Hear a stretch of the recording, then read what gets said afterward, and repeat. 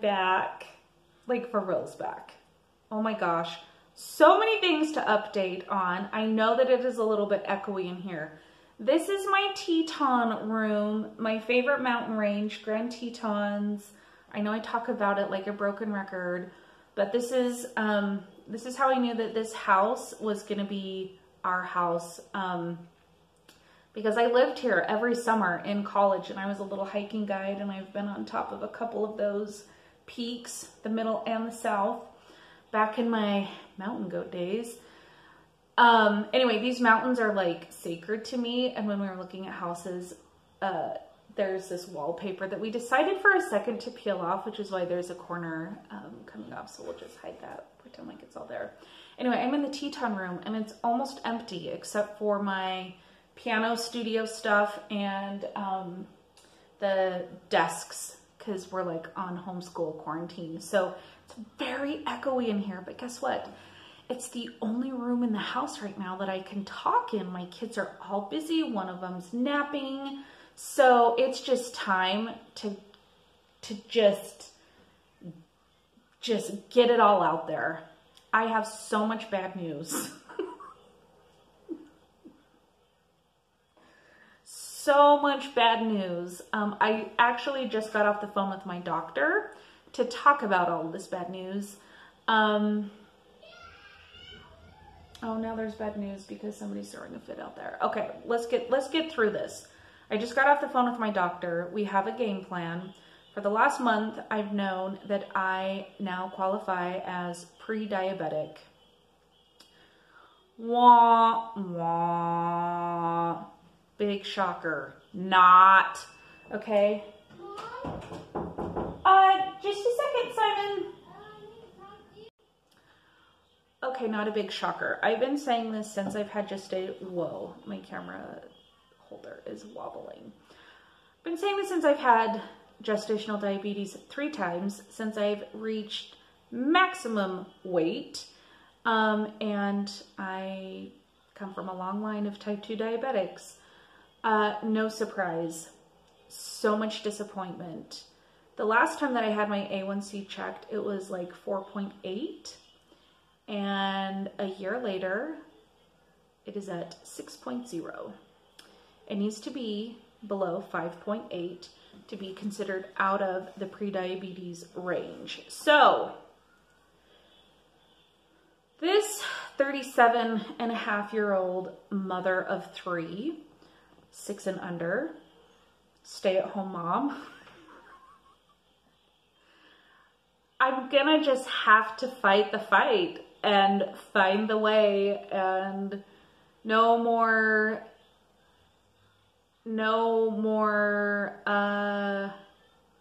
gosh, I mean, I don't even feel like it's been like an excuse that it's so hard, but no more not finding a way.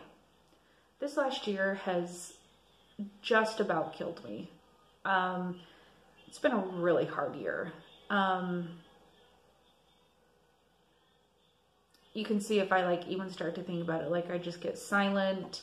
I go to kind of like a really sad place. I don't want to like throw anybody under the bus, but it's been a really hard year emotionally for me, physically.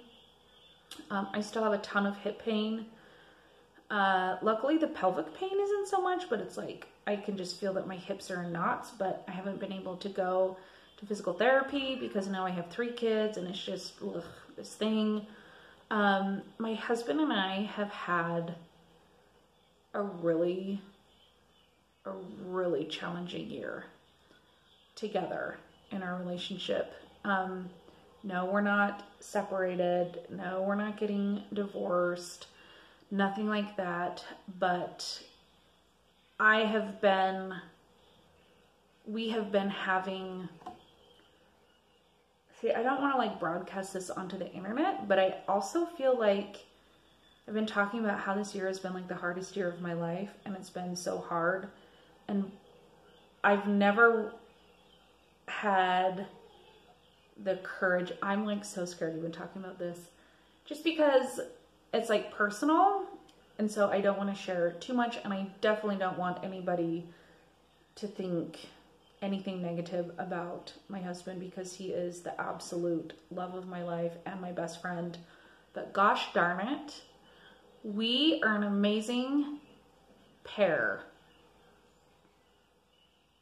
We have a great relationship.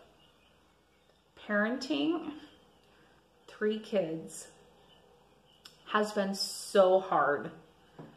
It has, the tension and the struggles, both individually and together, have been incredibly overwhelming. And we have been on a waiting list for marriage counseling for a while now. It has eroded me away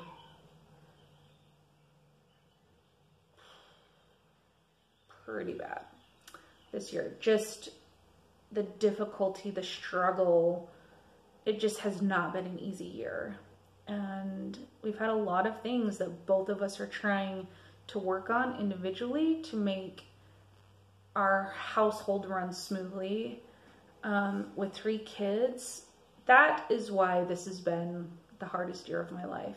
In addition to having 0 time for myself, having to go through basically upheaval of my parenting style has been really hard for me, just because I have one child that I go to parenting therapy.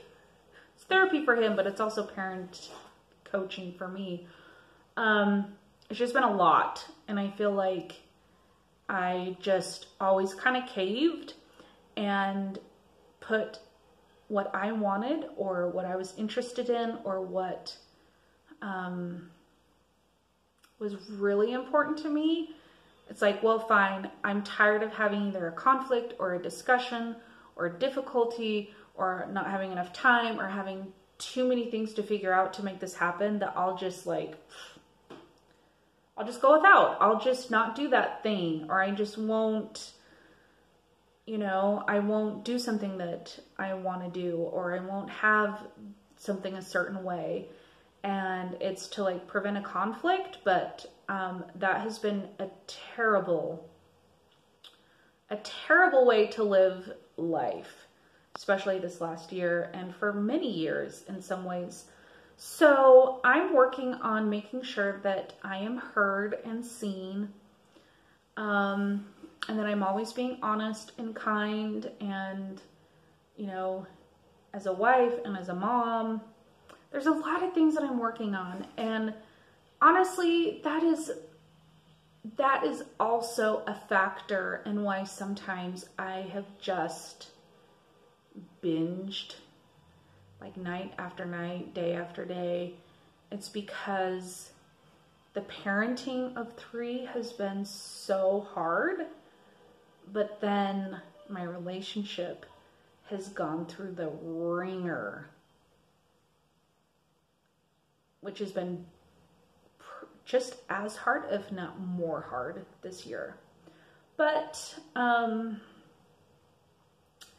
as always, I look at the glass half full. It's never half empty. So I really have faith in us, and I have faith in our commitment to each other, our commitments to ourselves, to change, to grow, to improve, to support each other. I mean, I have always felt loved and cherished and supported, and validated. I mean, I am married to a good man. And I think that that's kind of like the lie that maybe I believed is like, well, I'm married to a good person, therefore, like, we're never going to have like a difficult time parenting together. That was false. Okay, so serious side. I don't like to get super serious all the time. It's been a struggle, okay? That's just the truth. Parenting has been exhausting. That is the darn truth. But I have to get this weight off. I have to get my blood sugar. I have to lower my cholesterol. My liver was a little bit sad. I after talking with my doctor, I know that I need to watch my carbs, but I still need to have them. We talked about keto. We talked about the risks versus the benefits. And for me and my body right now and my mental state, it's just not the answer for me. I'm going to be eating the way that I like always kind of end up gravitating towards, where it's like whole, nutrient dense food, not too many carbs. So not too much oatmeal, not too much sweet potato, not too much fruit, you know, all those good carbs that we still need to have, that I still need to have, just very much in moderation. So, lots of vegetables, protein, making sure that I'm getting, you know, a lot of protein. I mean, I'm shooting for like 150 grams of protein, and I probably could shoot for more, but that's the minimum that I shoot for every day.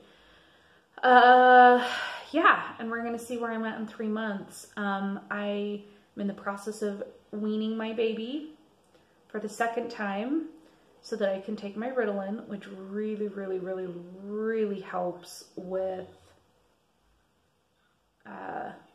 mental clarity and focus. My ADD, man, that just like spills over into like every area of life. And it makes me, for how my husband rolls versus how I roll, when I'm on my Ritalin, it makes his life like way easier.